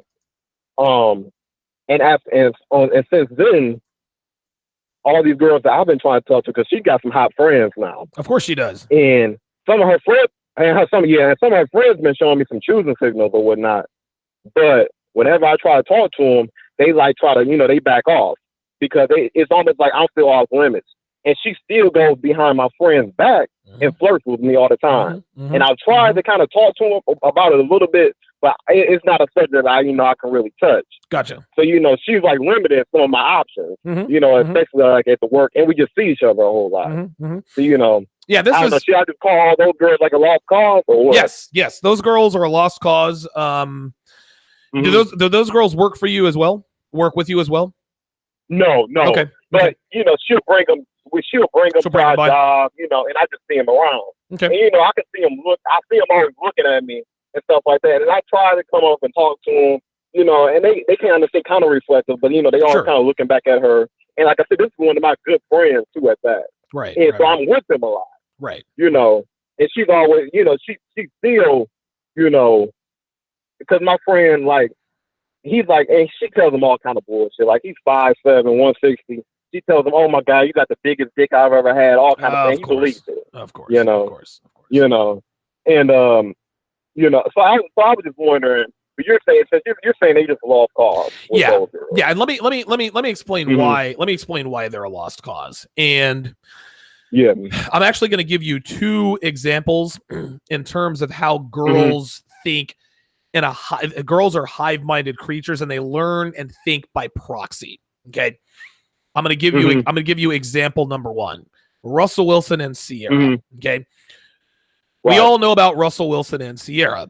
We know that, Sierra, she's, banged all the rappers and all the other pro athletes, settled down with Beta Bucks Russell Wilson. We know that Sierra is not really aroused by Russell Wilson. Well, there are many reasons why that is. One of the main reasons is that Sierra knows that Russell Wilson's ex-wife cheated on him with another teammate, right? So his woman got out of pocket in the worst way on his watch. You understand what I mean? Right. So again, women are hive-minded creatures. Now, in Sierra's mind, she saw the paycheck. Just because she's not aroused by him doesn't mean she's not going to marry him. Women marry men that they are not aroused by every day just to make sure they're secure. Sierra, maybe she loves Russell, maybe she doesn't. She's never gonna fuck him like she fucked 50. She's never gonna fuck him like she fucked Amari Stoudemire. This is just how this goes, right? The reason for that is because his ex-wife had a reason to cheat. Well, why would Russell's ex-wife cheat on him? Right? Was there something wrong? Is it something he did? Is there something he didn't do? That compromises the attraction. Now, Sierra had a mission. Her mission was to lock down a beta male provider. She did that. But she did that in spite of her lack of arousal for him. That's the first thing. Here's another thing. A lot of men, how can I put this? A lot of guys who get put in the friend zone, they get put there because they don't deny that they are interested in other girls. They don't go and proactively tell girls, yes, I'm interested in more women than you. No, because girls see through that. But when a woman that you're interested asks you, hey, I saw you and her on Facebook. You guys seem to be pretty chummy. Was there something going on between you two? You don't say no, absolutely not, because she's going to put you in the friend zone. Well, she looked awfully chummy. If she's not fucking him, then why should I? By the same token, you don't want to tell her directly, yeah, I fucked her, to try to look good. No. If she asked you, are you guys like dating? Yeah, we kind of had a thing. She was crazy, so I had to let it go. Right? Boom, you did it right there. Didn't come off as try hard. So now the girl is thinking, well, she fucked him, so now I'm more attracted to him because she fucked him. That's pre-selection. Let's take it to your situation. You were dating this girl. You were fucking her great. Guess what? She got out of pocket on your watch, okay? And if she got out of pocket on your watch and disrespected you by sleeping with one of your friends, she doesn't have to tell her friends to stay away. Her friends are going to stay away anyway because, again, the hive mind says, okay, he looks good enough to sleep with, but why is she sleeping with his friends? There's either something really with his friends or there's something wrong with him. So again, by proxy, her friends are thinking, okay, well, she got out of pocket. If she got out of pocket on him, then there's really no need in us messing with him because obviously there's something about him that's wrong that we don't know about. This is why her friends will never be attracted to you. Yeah, I got you, but we were never actually dating. Doesn't matter. Doesn't matter. This is probably like a okay. Yeah, it doesn't matter. Okay. This was like a 3. This, and she didn't go to my friend. I dropped her. Right. And she didn't get with my friend until after. Listen, I'm telling you, if you were attractive, listen again, if you were attractive enough to her friends would be fucking you, right? Guess what? Your homeboy is steady fucking your girl, right? Right? Like that's how that goes. Right. Girls can say, oh, well, I would never date the ex-boyfriend of my best friend. Dude, girls home wreck all the goddamn time. If she wants that guy enough and he wants her bad enough, she will wreck 20 years of friendship for that dick. Same with dudes. Dudes will know you, dude. I've known you since I'm 5 years old, right? You guys joined the army. You've been 3 tours together, Afghanistan, Iraq. Guess what? Piece of pussy will come between you guys just that quick. That's just how it is. Here's the difference. Your homeboy thinks old girl is attractive enough to fuck her. That doesn't really take much of an effort. She just has to be sexually attractive. But her friends know, once again, you're not enough for her to just be fucking you. If you were a super attractive guy, super high value guy who is a 10, did you sleep with someone else? Hell yeah. She'll get mad and she'll throw a fit, but guess what? She's not going to go and fuck anybody else because she is still aroused by you, right? So she said, oh, okay, well, I'm going to go get revenge and fuck somebody else. If you were and I'm not trying to say that you're not attractive, but this is where the game comes in. Women make... I look better than the friend. I'm just saying. Doesn't matter. He's more of her like beta provider. I got you. Right. It doesn't matter. And listen, I know you're higher value than your friend, and the girl that you were fucking knows that you're higher value than the friend. But what her friends are seeing is what she did on your watch. Girlfriend, boyfriend, not telling them. There you go. Exactly. She disrespected you by going and sleeping with your friend. So her friends are thinking, okay, he's definitely off limits because if he were really that sexy, if he were really all of that, then she wouldn't really be fucking the friend. Okay. Good situation though, man. Good situation. Yeah, listen. And Alan Roger Curry famously, no problem. And thanks for the call, area code 810. This is another cautionary tale. Alan Roger Curry famously said it at the 21 convention. He said, don't get laid where you get paid. So that's how that goes. That is how that goes. All right, good stuff, man. Good stream. Very, very good stream tonight. I started this bad boy right around 6:30. I'm coming up on the 2-hour mark. My thanks to all of my super chatters. I'm going to bring them up here quickly. Give me 2 seconds here. I want to make sure I shout everybody out before I sign off. Let me see if there are any other questions in here. Oh, there's actually a couple other questions here that I was going to address. Give me a second. 188 people watching. Guys, please hit the like button. Okay, very good. Let me go to my creator studio. Yeah, Caleb Jones is a solid guy, man. I met him at the 21 back in October of 18.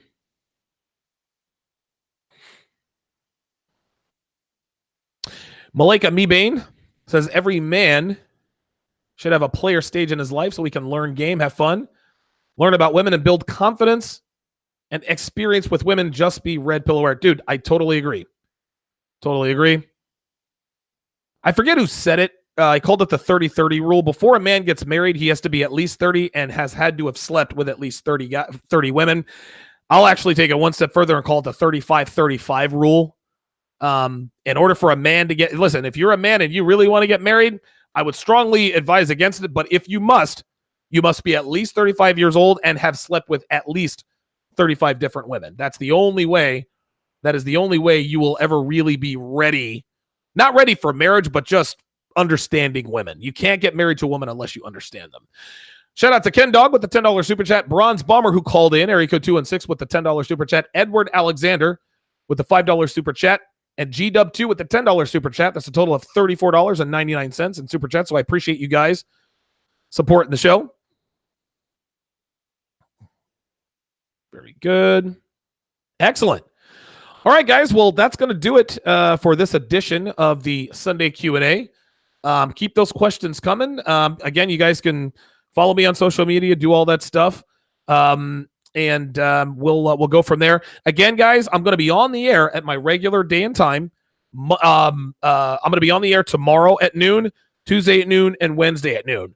I'm headed to Florida on Thursday. I'm going to be down there for a few days. Then on Monday, August 5th, I'll be back on the air full time. 5 shows a week and all this other kind of stuff. So that's how it goes. Thank you guys for tuning in, and I will see you guys tomorrow at noon Eastern.